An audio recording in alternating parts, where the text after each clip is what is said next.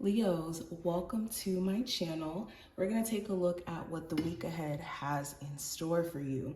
And sorry guys, in terms of the uploads, I was supposed to be taking a break for the rest of this month and start January with new uploads for you guys, but I actually did miss recording. So we're gonna, I guess, start the new year off early, and I'm gonna start uploading some of the content that I was gonna upload in the beginning of the month for you guys. But anywho, let's get into it. Any information that you may be looking for, if you want to book a personal reading with me or to follow me on my social medias, that will be listed in the description.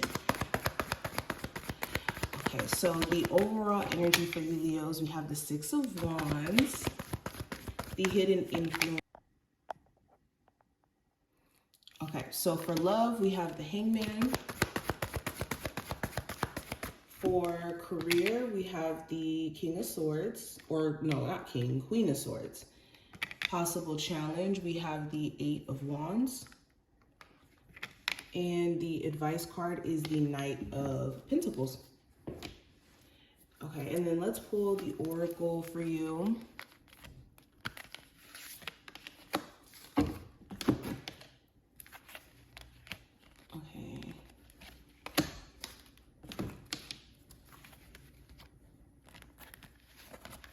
Okay, cool.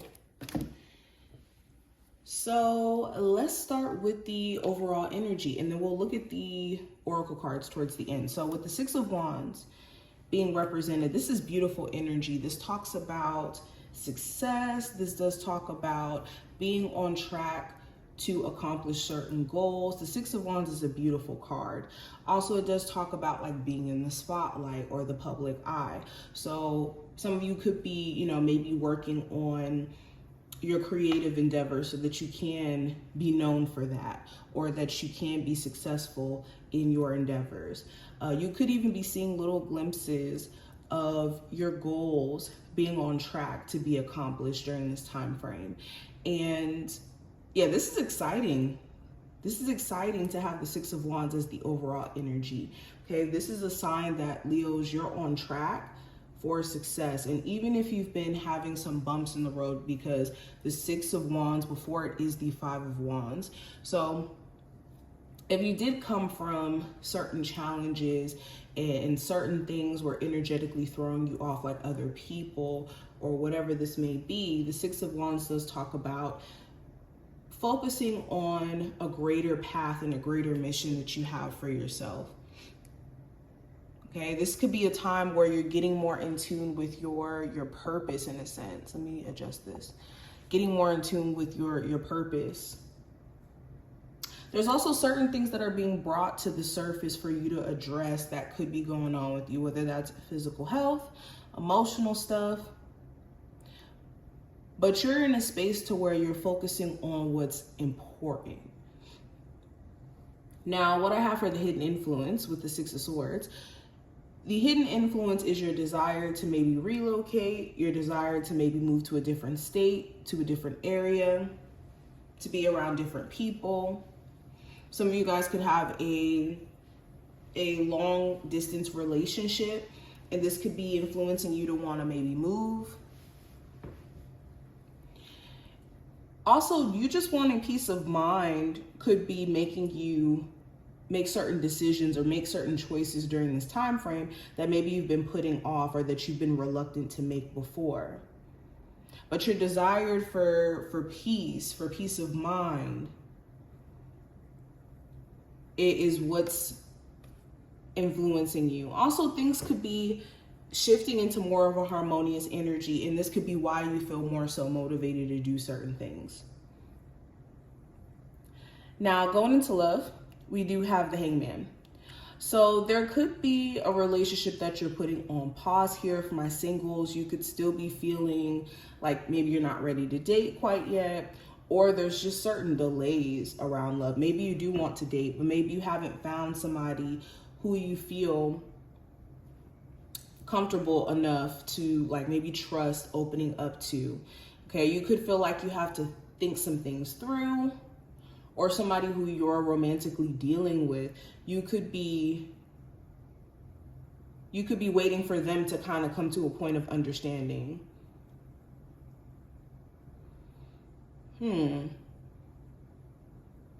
Also with the Hangman, some of you could be putting dating on pause because you could be focused more so on other areas in your life, like your finances, getting your life back on track. Like there could be things that are going on that's making you feel like you're not in a space to where you want to date right now.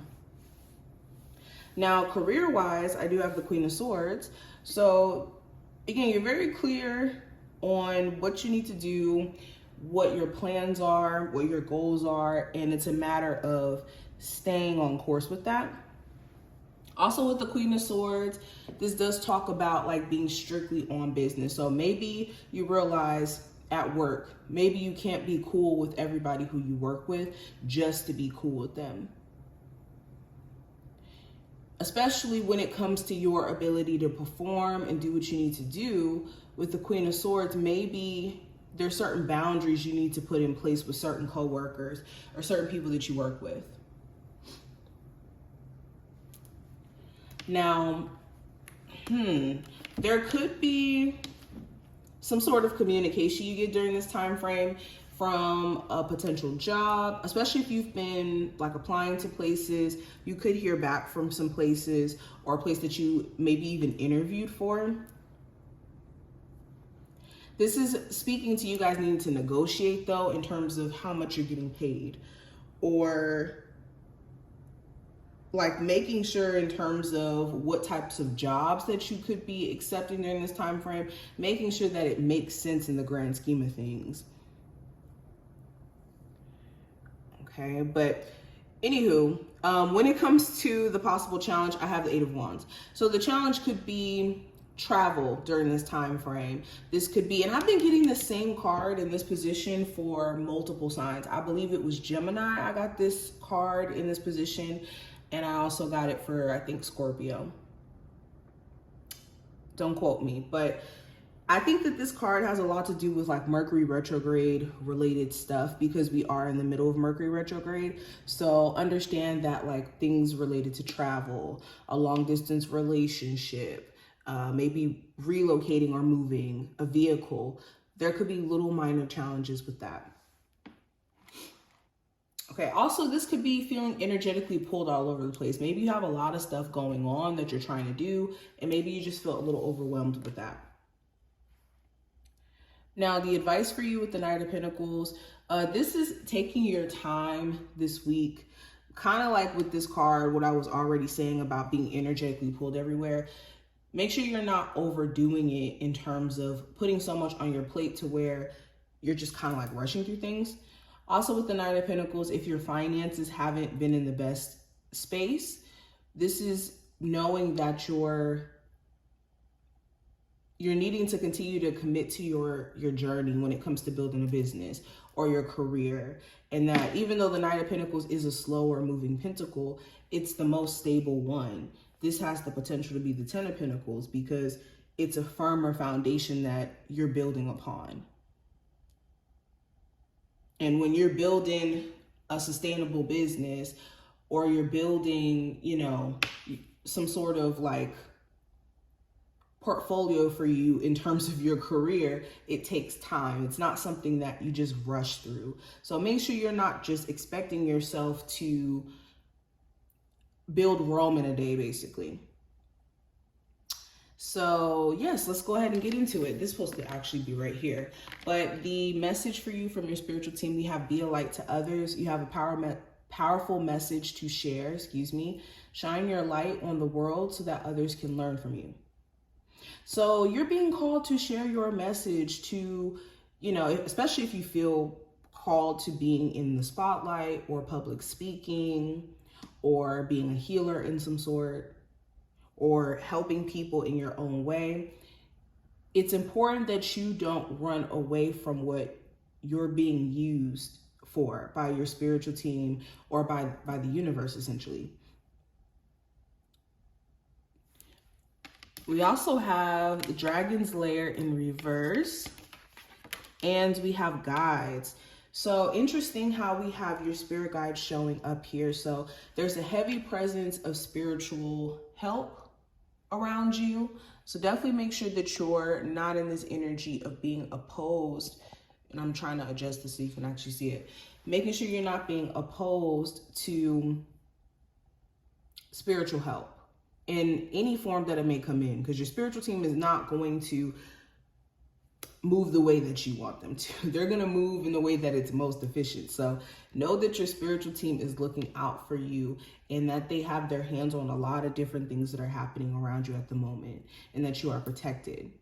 With Dragon's Lair here, this card showing up, this does talk about like having an internal warning system and being able to kind of see things before they happen, and just being mindful of that. With it being in reverse, it's important that you're being aware of the things maybe you're not seeing in terms of like how spirit could be warning you, or like little signs that they could show you in regards to people, situations, whatever this may be. So this is making sure that you're open to seeing the signs, or that you're actually looking around you at the people that could be around you, or at, again, this doesn't have to be just people related, but when it comes to things that are happening around you, paying closer attention to how spirit could be warning you is going to be important. And also being careful of letting like anxiety and paranoia and fear be the root of decisions that you make. But this is what I see. I hope that this was helpful and did give you some insight for this week. I will talk to you in the next one. Yeah.